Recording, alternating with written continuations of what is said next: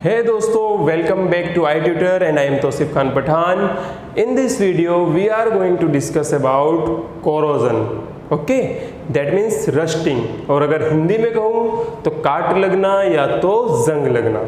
तो आपने देखा होगा अपने आसपास आयरन के ऑब्जेक्ट्स को, आयरन के ऑब्जेक्ट्स पे जंग लगता है, कोरोड हो जाता है, जिसकी वजह से उसकी क्वालिटी जो है वो डाउन हो जाती है।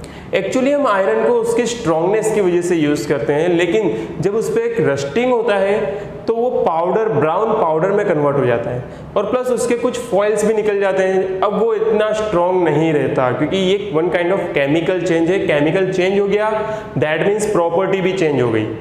ओके, तो हमें क्या करना होगा, हमें हमारे आयरन के जो ऑब्जेक्ट्स है जिसका हम स्ट्रॉन्गनेस के लिए यूज़ करते हैं, उसे हमें इस कोरोजन से प्रिवेंट करना होगा।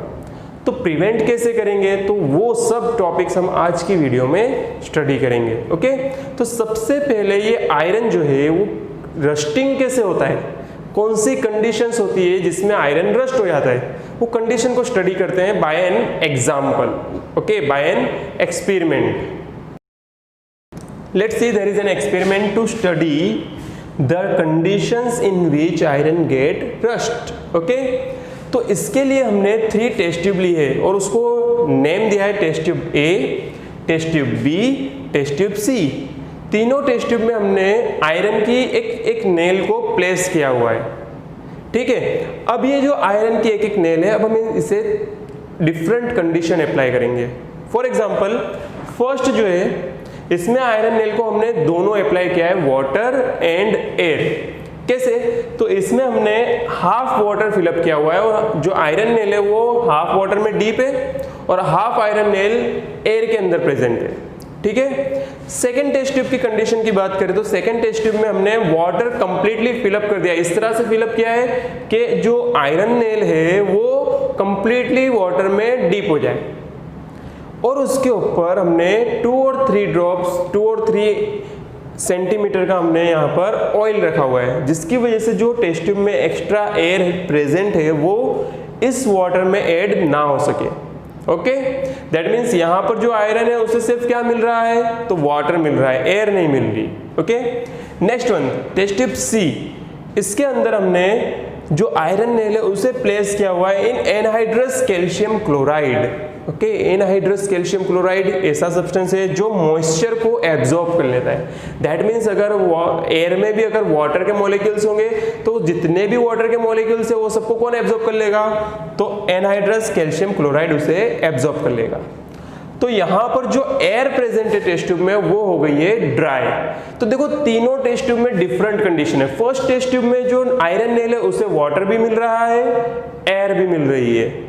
सेकेंड टेस्ट ट्यूब में जो आयरन नेल है उसे सिर्फ और सिर्फ वाटर मिल रहा है, हमने एयर से कनेक्शन ऑयल के थ्रू कट कर दिया।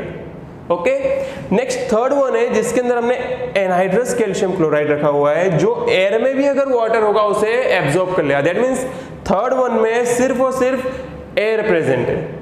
ठीक है, अब इसे हमने कुछ टाइम के लिए ऐसे ही प्लेस किया हुआ है। आफ्टर सम टाइम जब हम इसे ऑब्जर्व करेंगे तो हमें टेस्ट ट्यूब ए की जो आयरन है उस पर रस्टिंग ऑब्जर्व होगा। टेस्ट ट्यूब बी, इसमें हमें कोई रस्टिंग ऑब्जर्व नहीं होगा। टेस्ट ट्यूब सी में भी कोई रस्टिंग ऑब्जर्व नहीं होगा। दैट मीन्स इसका मीनिंग ये हुआ कि रस्टिंग अगर हो रहा है दैट मीन्स वहां पर आयरन के ऑब्जेक्ट को वाटर एंड एयर दोनों से अगर कांटेक्ट होगा तो ही रस्टिंग हो सकता है। सिर्फ वाटर अगर मिलेगा तो रस्टिंग नहीं हो सकता, सिर्फ एयर अगर मिलेगी तो रस्टिंग नहीं हो सकता। एक्चुअली यहाँ पर एयर में से भी ऑक्सीजन का यूज होता है। ओके, ऑक्सीजन, जब यहाँ पर ऑक्सीजन मॉइस्चर दोनों आयरन ऑब्जेक्ट के साथ जब रिएक्ट करते हैं तो कोरोजन फॉर्म होता है। Let's see the equation of corrosion. तो फ्रेंड्स, ये रहा आयरन का रस्टिंग का equation. When iron get reacted with oxygen and water from the moisture, then it is converted into iron oxide or rust. That means iron को rusting के लिए 2 चीज़ों की रिक्वायरमेंट है, ऑक्सीजन एंड वाटर। सिर्फ हम अगर एक ही कंडीशन अप्लाई करेंगे, फॉर एग्जांपल सिर्फ वाटर अप्लाई करेंगे या तो फिर सिर्फ एयर अप्लाई करेंगे तो वो रस्ट नहीं होगा। तो इसी टेक्निक का हम यूज़ करेंगे for prevention of iron. Let's see some examples to how to prevent our iron objects from rusting. The first prevention technique is oiling. Okay, very common technique. घर में आपने देखा होगा जो स्मॉल आयरन के इक्विपमेंट्स होते हैं, फॉर एग्जांपल सीजर, तो उसमें हम ऑयलिंग करते हैं टू प्रिवेंट रस्टिंग। ओके, तो लेकिन ये जो ऑयलिंग करने का जो टाइम ड्यूरेशन है वो बहुत ही शॉर्ट है। आपको बाई वीकली या तो वीकली आयरन के ऑब्जेक्ट्स को ऑयलिंग करना होगा। नेक्स्ट है ग्रीसिंग। तो ग्रीसिंग, व्हीकल में जो आयरन के ऑब्जेक्ट्स हैं उसे रस्टिंग से प्रिवेंट करने के लिए ग्रीस अप्लाई किया जाता है। Okay, next painting. जो ह्यूज आयरन के ऑब्जेक्ट्स हैं, फॉर एग्जांपल आपके स्कूल में बेंच होगी, घर में कबर्ड होगा या एफिल टावर, तो ये सब आयरन से बने हुए हैं। अगर हम इन पे वीकली ऑयल अप्लाई करना चाहें तो इतना सारा ऑयल लाना होगा, इतना सारा वर्क करना होगा, वीकली वर्क उस पर ऑयल अप्लाई करना होगा। तो इसकी कंपेरेटिवली जो पेंटिंग है वो ज़्यादा बेनिफिशियल है, क्योंकि हम ये जो पेंटिंग है इसका time duration oiling and greasing से लॉन्ग है। 3 और 4 इयर्स के ड्यूरेशन में इसे करना होता है। ओके, तो पेंटिंग, ऑयलिंग एंड ग्रीसिंग का एक सिंपल सा लॉजिक है। जो हमारा आयरन का ऑब्जेक्ट है उसे हम एयर के कांटेक्ट से कट कर रहे हैं बाय अप्लाइंग पेंट, ग्रीस और ऑयल। ओके, तो अब जब ऑक्सीजन आयरन के कांटेक्ट ही में नहीं आएगा तो वो रस्टिंग ही नहीं कर पाएगा। वाटर आयरन के कांटेक्ट में नहीं आएगा तो वो रस्टिंग नहीं कर पाएगा। ओके, नेक्स्ट वन है क्रोम प्लेटिंग। क्रोमियम जैसे सब्सटेंस को हम आयरन के ऊपर इलेक्ट्रोप्लेटिंग के थ्रू अप्लाई करके उसे रस्टिंग से प्रिवेंट कर सकते हैं। गैल्वेनाइजेशन, जिंक जैसे मेटल जो आयरन से हाई रिएक्टिव है उसे हम आयरन के ऊपर प्लेटिंग करके उसके प्लेट्स अप्लाई करके हम आयरन को प्रिवेंट कर सकते हैं फ्रॉम रस्टिंग।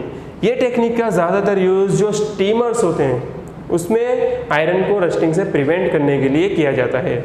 नेक्स्ट है मेकिंग ऑफ एलॉय। सबसे बेस्ट टेक्निक केमिकली टेक्निक है जिसमें मोर देन आयरन के जो ऑब्जेक्ट्स हैं उसे दूसरे अदर मेटल्स के साथ मिक्स करके होमोजीनियस मिक्सचर बना के इसके आयरन की प्रॉपर्टी में डिजायरेबल चेंज लाया जाता है, जिसकी वजह से उसकी जो रस्टिंग करने की प्रॉपर्टी थी आयरन की वो यहाँ पर फिनिश हो जाती है। फॉर एग्जाम्पल स्टील जो है वो आयरन का एक एलॉय है जिसमें कार्बन ऐड किया जाता है।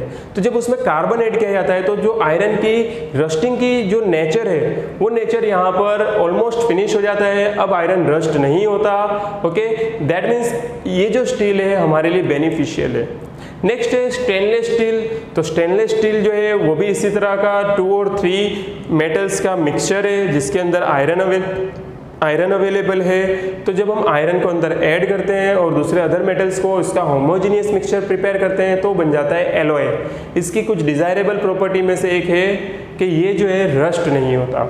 तो हमें जो स्टेनलेस स्टील है उस पर ना ऑयलिंग करना पड़ता है, ना ग्रीसिंग करना पड़ता है, ना ही पेंटिंग करना होता है।